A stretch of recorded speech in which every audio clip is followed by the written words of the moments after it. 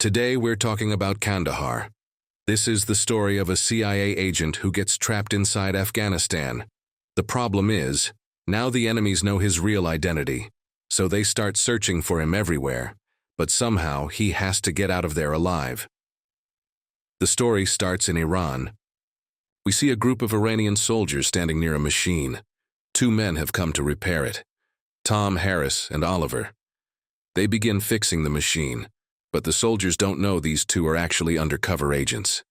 Their real plan is to insert a chip into the machine which will give them access to all the information about Iran's nuclear weapons, and even control over them. Soon Tom plants the device, and all the data gets transmitted to the CIA headquarters. But the Iranian soldiers start getting suspicious. They ask what the two men are doing there. Tom says they received a complaint about slow internet, so they're just fixing that. To divert attention, he plays a football match on his phone to make it seem like everything's fine. Still, the soldiers are confused and eventually leave. At CIA headquarters, agents watch as data confirms that the Iranian government is indeed working secretly on nuclear weapons, and they've never revealed this to the world. The agents are furious. Meanwhile, Tom and Oliver are returning to their base. Oliver looks very nervous. He tells Tom he thinks the Iranian soldiers might have gotten suspicious and could be following them. If they find out who they really are, they won't let them live. Tom tries to calm him down and says they won't find out anything. They reach their safe house. Back at the CIA, they remotely trigger an explosion at the nuclear power plant. The blast is massive. Even Tom hears it from where he is. He looks through his binoculars and realizes the mission is complete. The Iranian leader is furious. He orders everyone to find out what just happened. Tom knows he has to get out of the country. Now, he tries to catch a flight but finds out it's been delayed. He calls his wife. He was hoping to make it to his daughter's convocation, but now he knows he won't be able to attend. His wife is upset. She tells him that as soon as he gets back, he'll have to sign the divorce papers. Their marriage has been struggling for a while. Tom is always busy with work and she's tired of it. Knowing there's no time to waste, Tom says goodbye to Oliver and heads toward the airport. On the way, he contacts his handler Roman and updates him. Meanwhile, Luna, an analyst who had been working on this for a while, finally cracks the case. She finds out that the nuclear plant explosion was caused by a CIA agent named Tom. She informs the Iranian government, and they thank her for the crucial information, but they still suspect that she's hiding more details. That night, Iranian agents break into Luna's house. They take her hostage and demand to know everything. Names of all the CIA operatives involved and their current locations. She stays silent.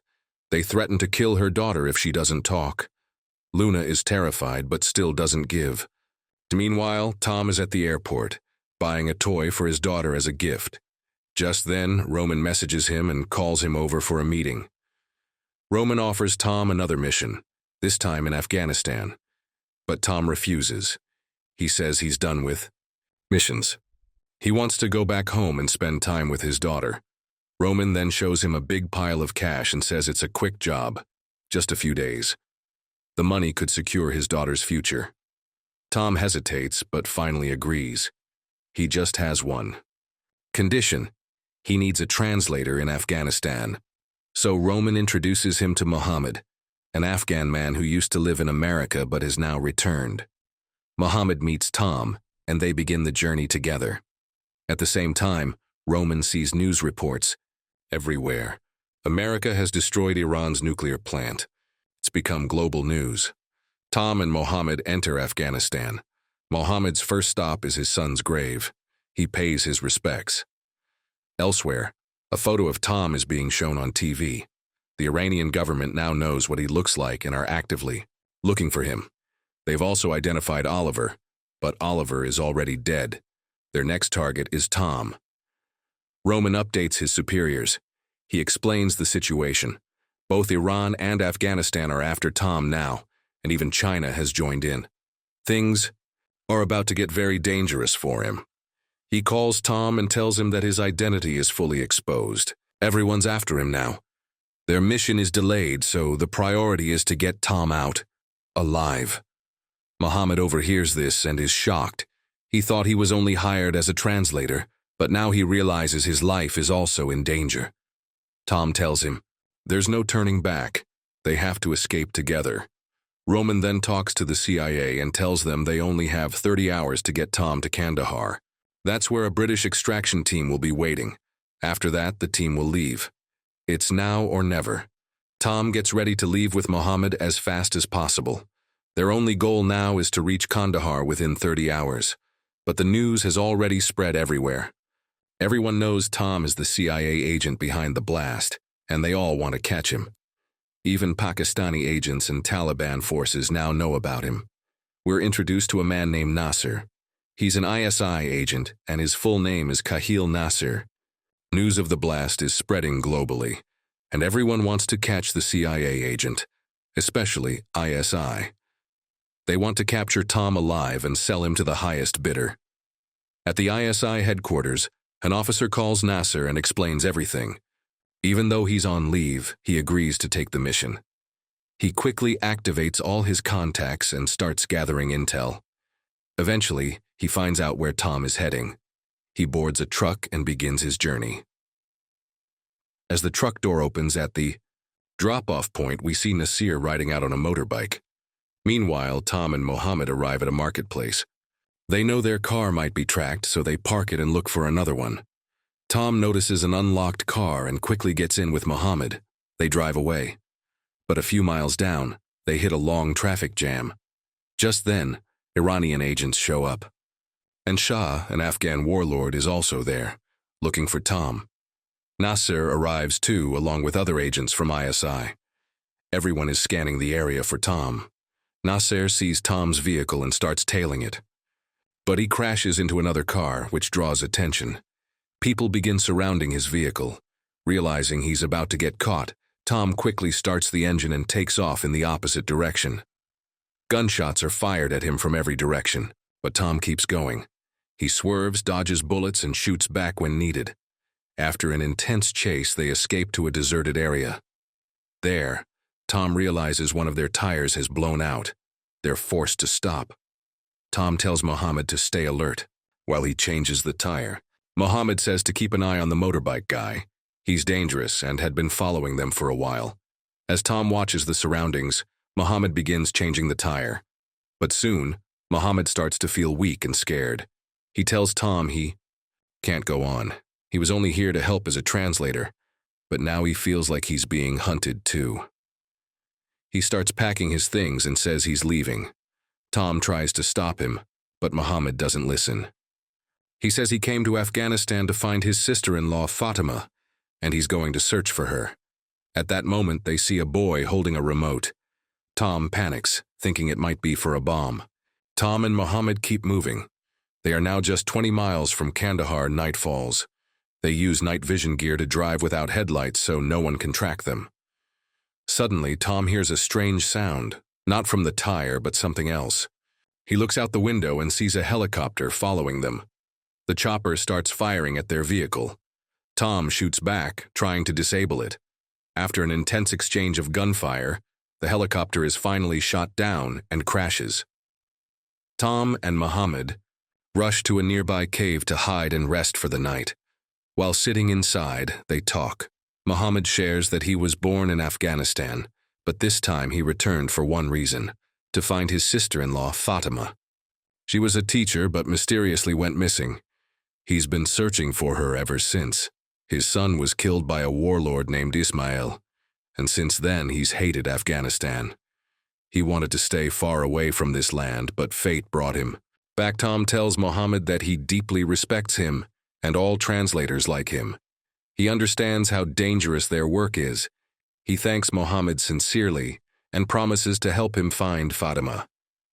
Mohammed then asks about Tom's family. Tom says he loves his daughter a lot, but he's going through a divorce. He always wanted to spend more time with her, but work never allowed it. Mohammed tells Tom he will get out of this alive and meet his daughter again. Morning comes, and they leave the cave. Tom takes Mohammed to meet Ismail, hoping to get help. But what Tom doesn't know is, Ismail is the man who killed Mohammed's son. When Mohammed sees Ismail, he is filled with rage, but he stays quiet, knowing Tom doesn't know the truth. Ismail refuses to help them and sends them away. Tom is disappointed. Mohammed tries to calm him and says, "I've forgiven you. You didn't know the full story. Let's just get out of here." But right after they leave, Ismail calls Nasir and gives away their location. Nasir begins heading toward them. Just then, Taliban fighters capture Tom and Mohammed. They are taken to the Taliban base. At the CIA, all communication with Tom is lost. They don't know where he is. They try contacting Roman, but he's unreachable too. It turns out, Roman has betrayed them. He's now working with Afghan intelligence and ISI. He cut off all ties with the CIA. Roman joins hands with the enemies, but secretly, he's planning something else. He arrives at the Taliban base where Tom and Mohammed are held. Then we learn why he did this. He made a deal just to get inside and rescue them from within. Outside the Taliban base, Nasir arrives and quickly understands what Roman is up to. He realizes Roman has double-crossed both the CIA and the Afghans. Inside the compound, Roman suddenly pulls out a gun and starts shooting at the Taliban guards. But one of them fires back and Roman gets hit. Injured, he shouts at Tom and Mohammed, telling them to escape while he holds the enemies off. Roman jumps down from a ledge to distract the gunman, and Tom and Mohammed make a run for it. But when they look back, they see Roman has been killed. His lifeless body lies on the ground. They're heartbroken. Roman sacrificed himself to save them. They're determined now. They won't let his sacrifice go in vain. Still, they're not safe. Nasir is chasing them, and the Taliban are not. Far behind. After running for miles, Tom and Mohammed reach the edge of a valley. Nasir shows up too. He signals the Taliban to stop. They freeze, waiting for his orders. Then Nasir slowly approaches Tom. But Tom has had enough. He's furious now. He wants revenge for Roman. With guns blazing, Tom charges at Nasir. At the same time, Mohammed notices that they are completely surrounded. There's no way out. They look at each other, realizing this might be the end. They prepare for a final stand. Meanwhile, at CIA headquarters, they finally get a signal. They track Tom's location. Without wasting time, they launch an airstrike on the Taliban fighters. One by one, all the enemies around Tom and Mohammed are taken down by drones. Tom and Mohammed are shocked, but relieved. They're still alive. Soon after, a British extraction team arrives and picks them up. They're taken to safety. Inside the rescue plane, Tom and Mohammed sit quietly. It finally sinks in. They've survived. They're going home. Tom thinks about his daughter and Roman.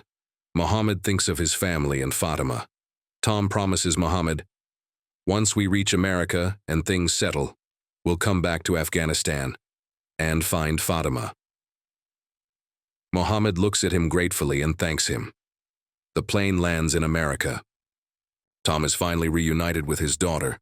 And the best part, he's just in time for her convocation. He made it. On the other side, Mohammed reaches his home. His wife and child greet him. He hugs them tightly, overwhelmed with emotion. Meanwhile, back in Afghanistan, Shah's dead body is found. His wife sees his corpse and breaks down in tears. Luna, the analyst who exposed the CIA earlier, is also released. The authorities decide not to press any charges against her. They warn her that if things keep going this way, there could be serious political consequences. She doesn't say anything, but the message is clear. And with that, the movie ends.